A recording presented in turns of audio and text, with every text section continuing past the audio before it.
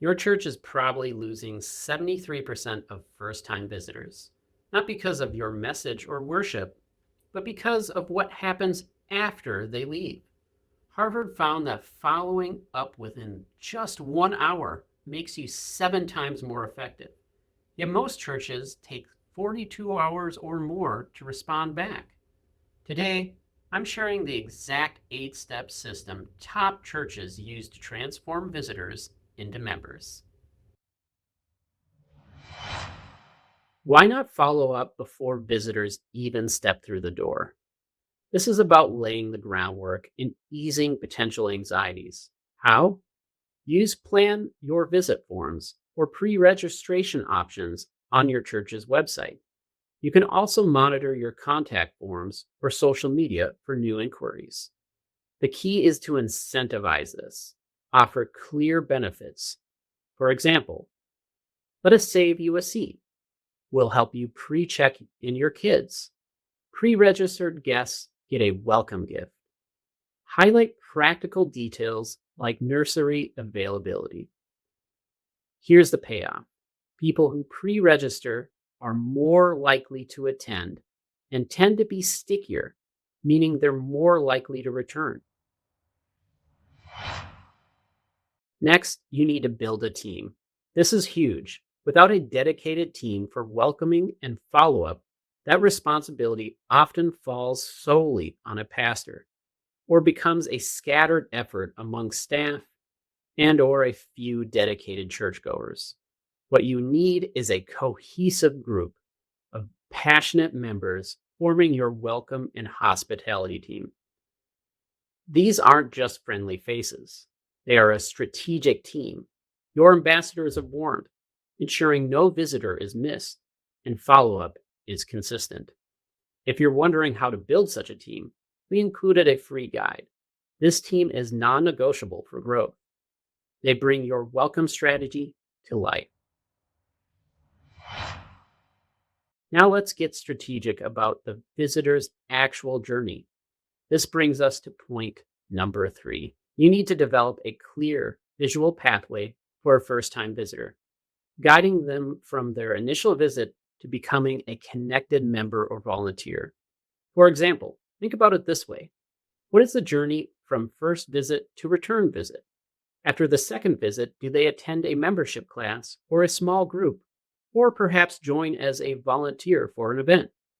Keep in mind, if you don't know the path, how do you expect them to know how to get involved with your community? Your assimilation map shows the steps. It will detail the follow up protocols after every single phase and contact. Remember, each step is an opportunity to reinforce connection and guide them. An assimilation map turns a haphazard process into an intentional journey. Your church's GPS for visitor connection. Now, to follow up effectively, let's go to our fourth idea. You can't follow up without contact details, but what and how you collect matters. What to gather? At a minimum, name, email, and phone number. A key tip here: only ask for information you intend to use. Now, how do you gather details? Physical connection cards still work, but also embrace digital, online forms on your website, via text to connect or QR codes. And those pre registration forms we mentioned earlier are critical. The secret sauce here is you need to incentivize it. Offer a clear reason for them to share their details, a fair trade of value. Incentives can be gift cards, church swag, or even better, a small charitable donation, perhaps $5, made in the visitor's name. Another idea is sharing your church's music. Perhaps your church band or choir has created some thrilling worship songs. Offer it to them. These things demonstrate generosity, aligns with outward focus, and invites the visitor to participate in giving from the outset. Keep in mind, it doesn't have to be a tangible gift. You could also include a complete calendar of church events, a listing of church groups, and when they meet. Or people might be looking for spiritual guidance. Where can people find more of your church's past sermons? If you're doing sermon summaries, as we suggested, point them to your blog page or point them to your YouTube channel to view past services and sermons. You can also invite people to join your church's app where they can access group discussions and more materials to connect. The fifth item is where strategy meets action. Establish clear, written, and consistent follow up processes as a team. Formalizing your follow up process ensures every visitor gets the same care, makes measurement easier, provides clarity, and helps your church scale. But here's the key: you must verify the process is being implemented. Follow up can easily be neglected. Churches that consistently verify often see the most growth. When doing this, it is important to set clear guidelines that answer key questions, such as how quickly to follow up.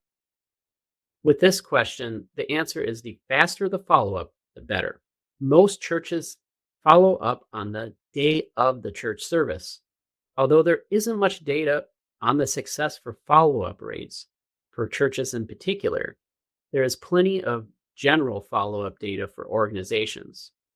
When people are called in the first 5 hours, the likelihood of success is 40% greater than 24 hours later.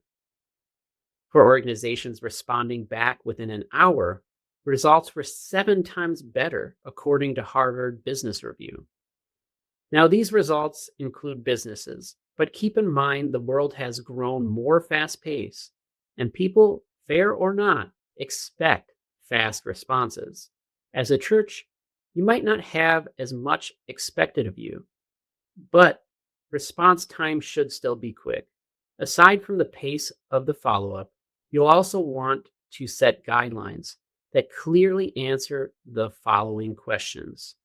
Whose responsibility is it to look for newcomers and greet them? What should they say to them when they are greeted? What is the response process? And last of all, what materials should go in your church welcome packets? If you're looking for a welcome packet kit, don't worry. We have a free, complete kit with connection cards and more. Check the show notes to learn more. Let's take a closer look at how we communicate to newcomers. Use a combination of channels to break through noise and suit preferences instead of relying on any one item. To help you get acquainted, let's look at the top communication channels. The first is email. Implement an automated email sequence using a church management system, for example, ACS's Ministry Platform or Realm, or use tools like MailChimp. What's nice about email is you only have to build it once, and it runs for each new contact. After your first build, try to monitor the results and see if you can craft a message that connects better than your original. The second is text messages. Ask a question in your text to encourage two-way conversation. The third one is phone calls. A personal call still holds plenty of value. Even a sincere voicemail demonstrates care. But avoid being salesy. Visitors don't want a high-pressure sales call. Keep the conversation light. Remember, you're there to help them find what they're looking for. The last one is physical mail. A physical card or note, perhaps with a small gift, builds goodwill. If you're looking for free letter templates to help you with this communication and others, check out our free letter templates guide. Systems are great, but if communication feels generic, it will often fall flat. Ensure it's personal and sincere. Use the visitor's first name. If you met them, recall a specific detail. If you're writing to them through text, letter, or email, write conversationally, not formally. Authenticity is highly valued. Also, decide who is going to contact the newcomer. People often connect with a church through the lead pastor. So ensure at least one significant contact, initial email or call, comes from the pastor. That personal touch from leadership is always powerful.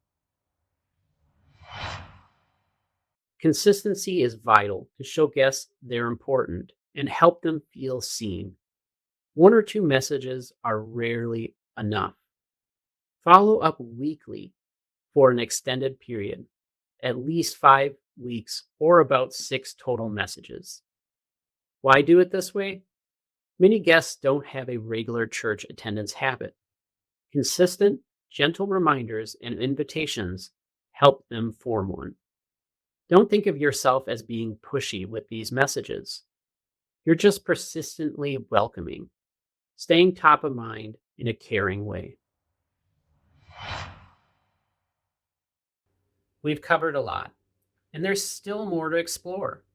Be sure to check out our study guide, which offers a complete overview of free resources and tools to help your church connect with newcomers. You can also enroll in our free church growth course, a comprehensive walkthrough of our proven church growth strategy.